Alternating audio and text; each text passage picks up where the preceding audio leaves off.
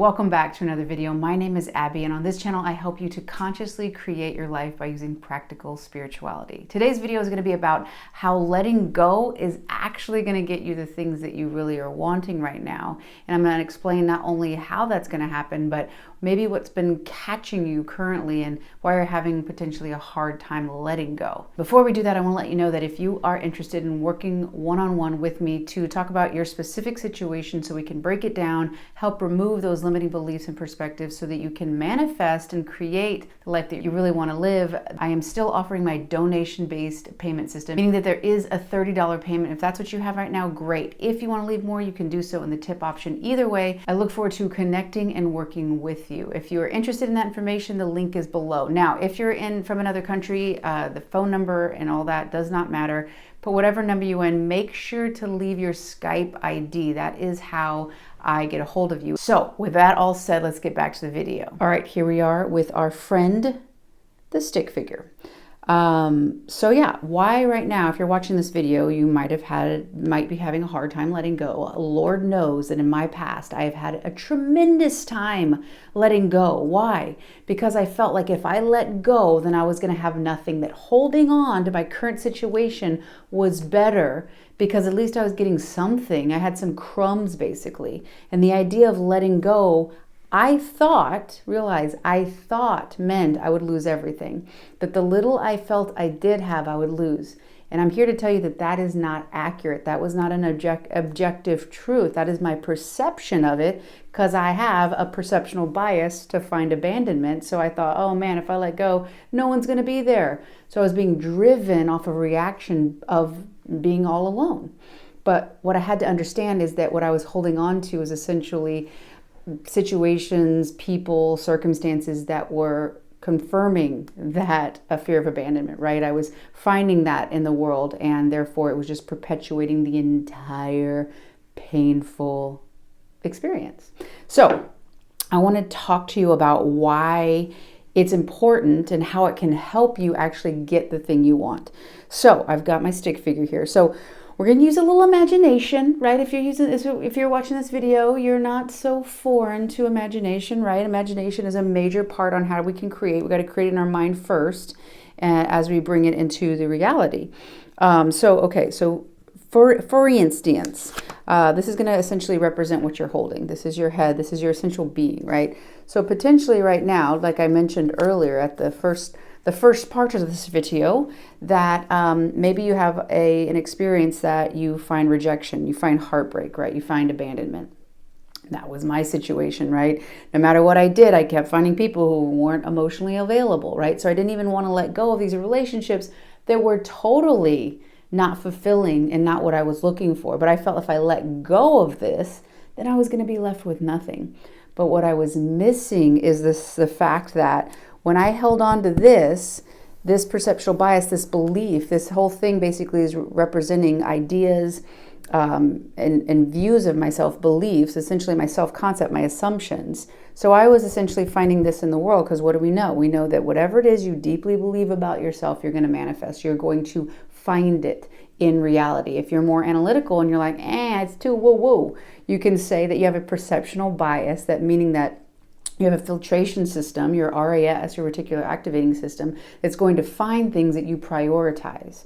So basically, if you've had wounds, that people left you, or you got neglected, or maybe just people were not emotionally available, maybe there was a lot of stuff going on when you grew up and you were in your family, and people didn't attune to you. They didn't check in with you. No one was asking what you needed, so you attuned to other people, meaning that you learned to self-abandon as a way to maintain a relationship.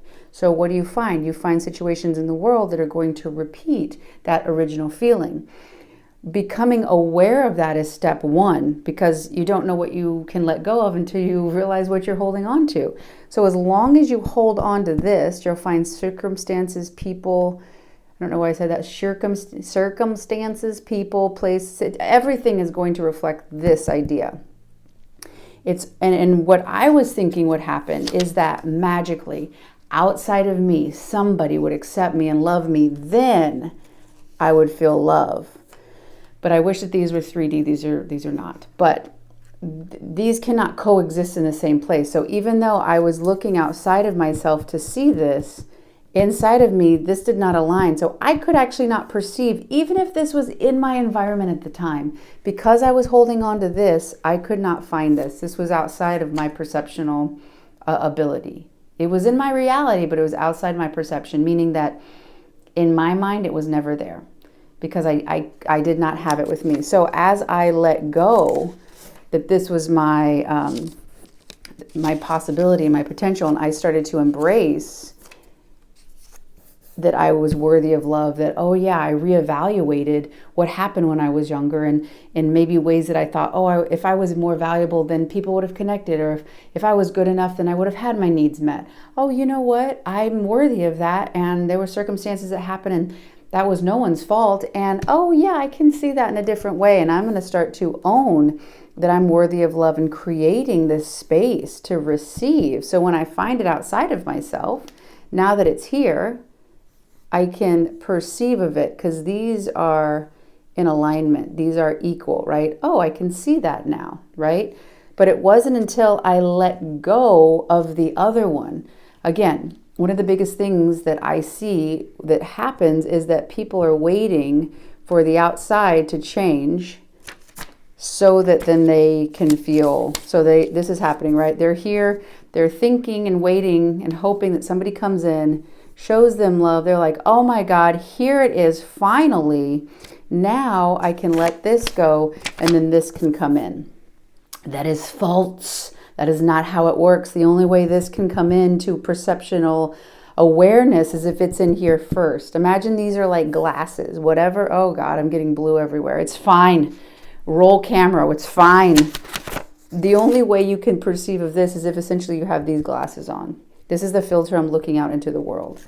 If I have this filter, I won't be able to see it. I'll only actually be able to see the heartbreak, if that makes sense. So many post-it notes.